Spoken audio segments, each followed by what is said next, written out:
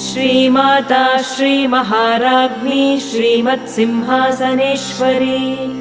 चिदग्निकुण्डसम्भूता देवकार्यसमुद्यता उद्यद्भानुसहस्राभा चतुर्बाहुसमन्विता रागस्वरूपपाषाढ्या क्रोधाकाराङ्कुशोज्ज्वला मनोरूपेक्षुकोदण्डा पञ्चतन्मात्रसायका निजारुणप्रभापूरमज्जद्ब्रह्माण्डमण्डला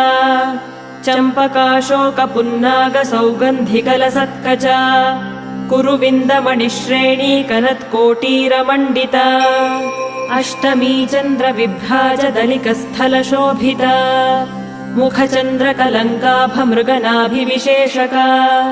वदनस्मरमाङ्गल्यगृहतोरणचिल्लिका वक्त्र